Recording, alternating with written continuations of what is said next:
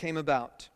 His mother Mary was pledged to be married to Joseph, but before they came together, she was found to be with child through the Holy Spirit. Because Joseph, her husband, was a righteous man and did not want to expose her to public disgrace, he had in mind to divorce her quietly. But after he had considered this, an angel of the Lord appeared to him in a dream and said, "Joseph, son of David, do not be afraid to take Mary home as your wife, because what is conceived in her is from the Holy Spirit. She will give birth to a son, and you are to give him the name Jesus, because he will save his people from their sins." All this took place to fulfill what the Lord had said through the prophet, "The virgin will be with child and will give birth to a son, and they will call him Emmanuel," which means God with us. When Joseph woke up, he did what the angel of the Lord had commanded him and took Mary home as his wife. But he had no union with her until she gave birth to a son, and he gave him the name Jesus. Now, we've heard this story a lot, but do not underestimate the level of severity of the words that you have just read. Because here we have just read words about a man who is engaged to a woman. And before they come together to consummate the marriage, make it official, she is a couple months pregnant. It's obvious. And this man, if you were he, what would you do? He's a righteous man, it tells us, and so he had in mind to divorce her quietly. See, engagement back then was the actual ceremony. And then you went through about a year, and then there was the party. So it's almost like you had the wedding ceremony, and then a year before you went to the wedding reception. And in the middle of that time, the year-long time after the ceremony, before the reception, you still lived in your own houses, and you were still intended to be separate from each other. And so here is Joseph. He has been through the commitment ceremony with Mary, and she wasn't pregnant back then. And he knows where he's been over the last year, and she is now pregnant. So the severity of this situation is that if this were my child, if this were my fiancé, if this were someone I knew, I would have a clear idea of what she had been up to. And I'd be like, "Sorry, this is no good. I made a commitment to you. You obviously didn't care about that." And in his day back then, it was unlike our day today. See, in our day today, we understand that promiscuity is something that basically no one can control. I mean, we don't tell teenagers that they need to avoid sexual relationships. We tell them how to engage in them. We don't tell people that it's inappropriate to engage in relationships outside of the context of a committed marriage. And instead we put it on our television shows and on our movies, and we watch these things and we glorify it under the heading of love when really the heading is promiscuity. And in our day today, we're cool with that. It seems, our media is, it seems, our friends, our relatives, many Christians are okay with this as well.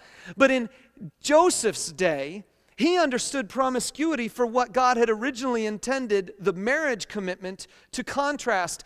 And in his day, promiscuity led to death. Mary should be killed.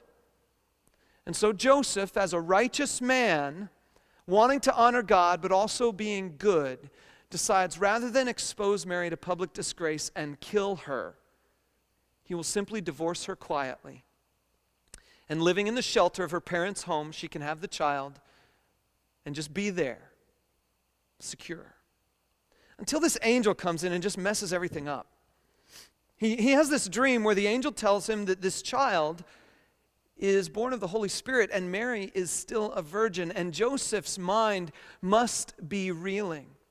But I want to share with you what I see first of all in this story, that even at this earliest moment of the story of Jesus, you see three clear acts of God's grace. Go ahead and write them down so you can keep track of these next time you come to this passage and throughout this Christmas season. The first act of grace is this: an angel came to Joseph in a dream.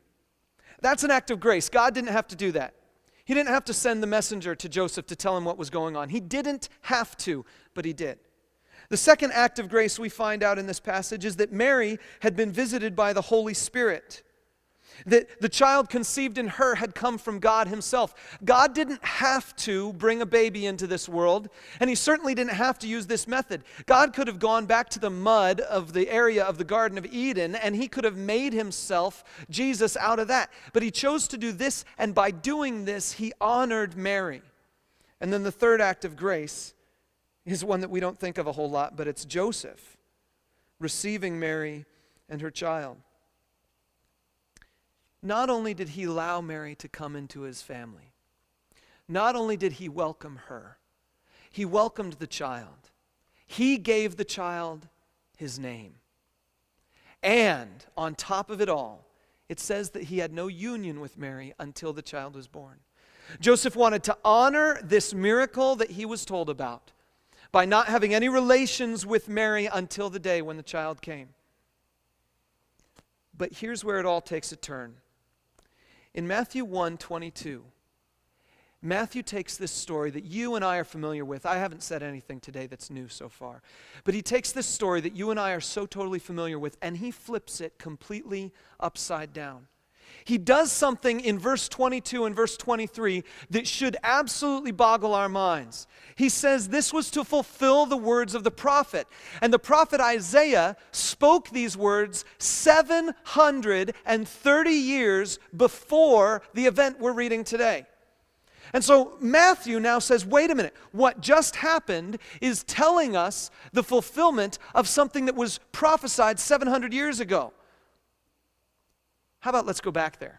Let's go see what Isaiah actually had to say 730 years before Jesus. And we'll find out some things that I believe Joseph and the others there should have known. Go back to Isaiah chapter 7. Isaiah chapter 7, if you're following along with us, is on page 480. And we're going to look at verse 10. Reading verse 10 through 17. I'll give you the story while you're flipping over there. Ahaz, the king of Judah, is in the southern part of the nation of Israel. There are two nations now. There had been a great civil war. And in that civil war, the northern kingdom, called Israel, separated from the southern kingdom called Judah. And Ahaz is now the king of the southern kingdom of Judah. In fact, Ahaz and the southern kingdom is the only kingdom where David's line persists. In the northern kingdom, it's a completely different line of kings. They've had all kinds of different killings and assassinations and things. And so the northern kingdom is just a mess. But the southern kingdom, the line of David, is preserved. Ironically, the line of David is the line where Jesus will be born from. And as a matter of fact, Ahaz is one of Jesus' ancestors, just to let you know some of that story. But here's the deal. Ahaz is now in the southern kingdom, and the northern kingdom, upset with how the whole civil war thing went, decides they want to invade the southern kingdom, and they get help from the nation of Aram nearby.